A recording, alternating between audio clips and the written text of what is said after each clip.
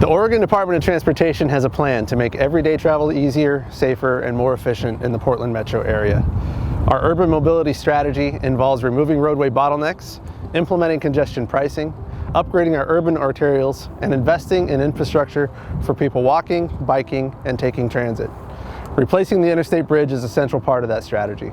The interstate bridge is the region's most significant piece of infrastructure on I-5 and a crucial community connector and emergency lifeline. It is also a vital trade route for regional, national, and international economies. The original span of the interstate bridge was designed and built over 100 years ago, at a time when most travel was done by horse and buggy. Back then, we didn't plan for seismic resilience or climate change. Our seismic experts assure us that the bridge will not withstand the coming earthquake, severing a critical transportation link for years. The sidewalks and bike paths are small, outdated, and very unwelcoming. The bridge has no dedicated capacity for transit. ODOT and the Washington State Department of Transportation are partnering to ensure that a replacement bridge addresses the needs of all travelers in the Northwest. In the process, we're working to ensure that equity and climate resilience remain a top priority for the program.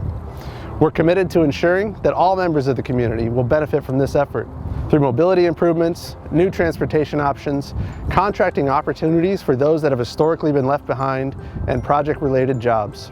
We've built a community engagement process designed to provide all community members with the ability to influence outcomes.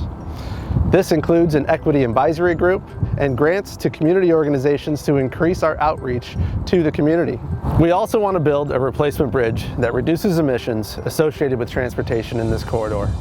That means high-capacity transit, world-class biking and pedestrian infrastructure, and variable price tolling to manage congestion and encourage alternative modes of transportation. Each weekday, thousands of people find themselves stuck in traffic on the bridge because of mandatory bridge lifts and a lack of good ways to travel. If we're going to reduce carbon emissions from the transportation sector, we have to make it easier for people to make more sustainable choices.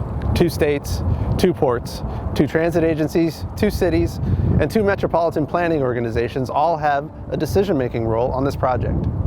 It's difficult to get folks with such diverse viewpoints to agree on anything, let alone a project of this size. But we've been working on this for a while, and we all agree that it's time to replace this bridge. I believe we can come together to support a bridge replacement that brings the values of both Oregon and Washington to life.